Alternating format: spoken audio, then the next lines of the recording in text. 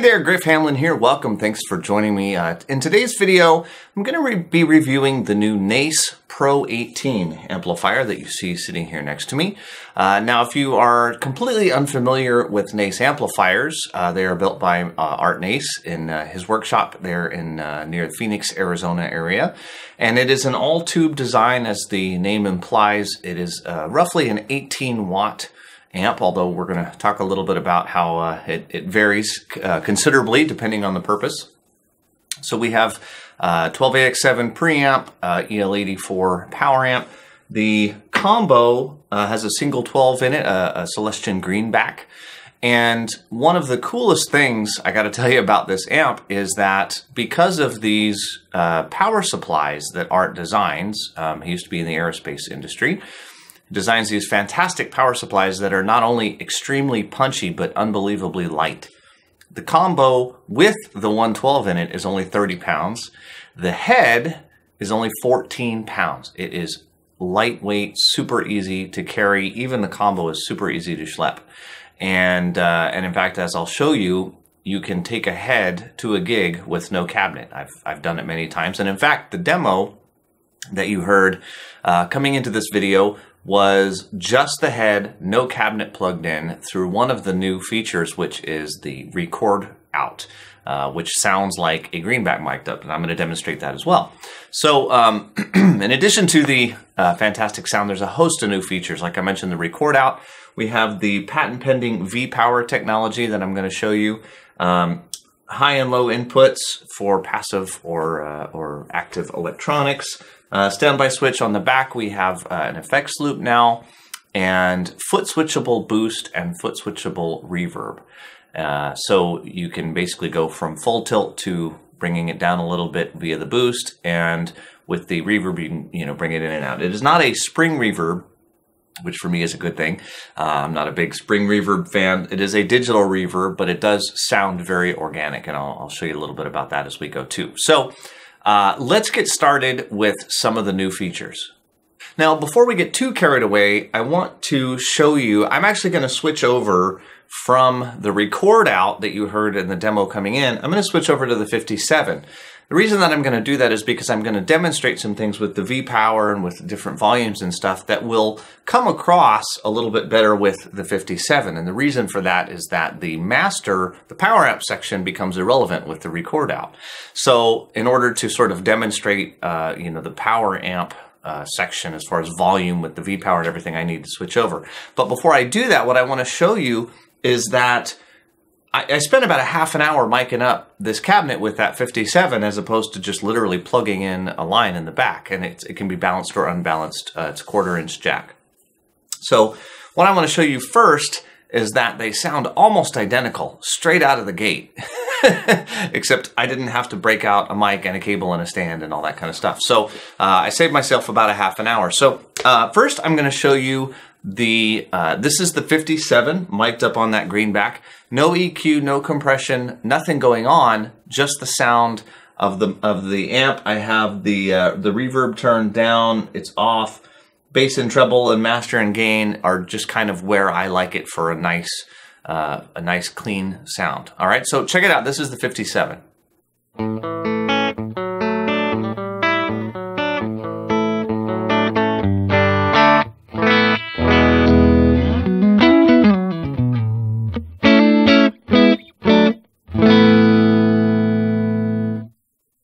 And now I'm going to switch over to the record out and notice that it sounds virtually identical.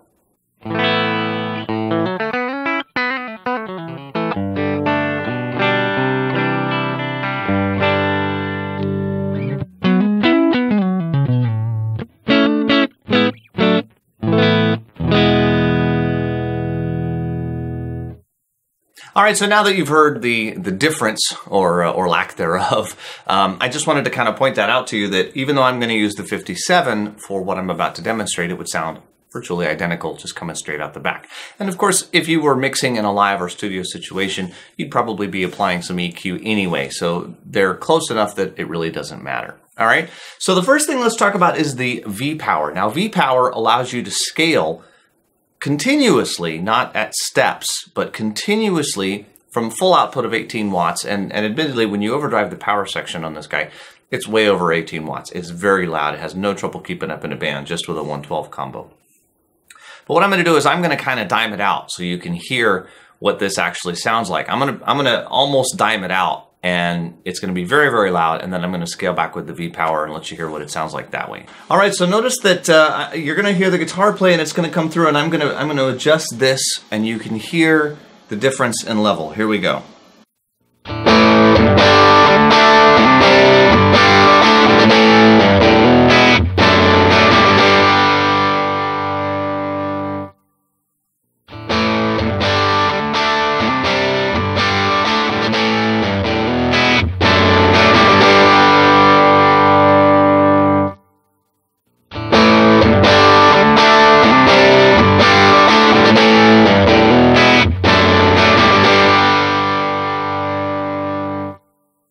So notice that with that V-Power setting, you can go from, concert level to bedroom level with no appreciable change in tone whatsoever.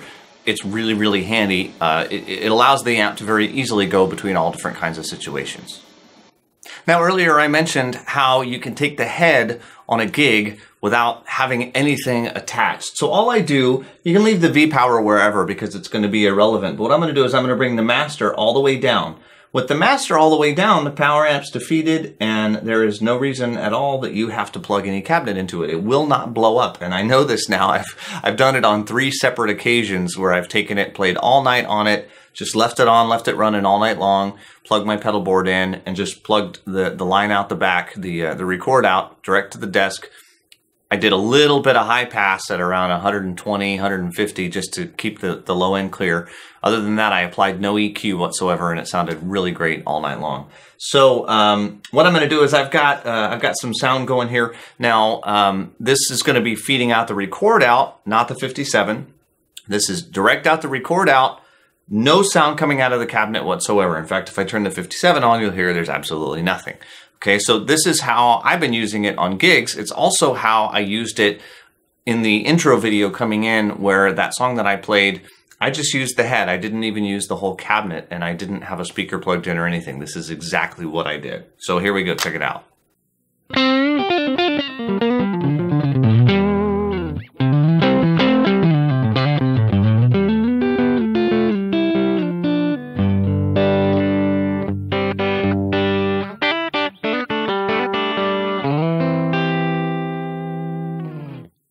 And let me switch over to a Les Paul real quick so you can hear how it sounds with that kind of guitar.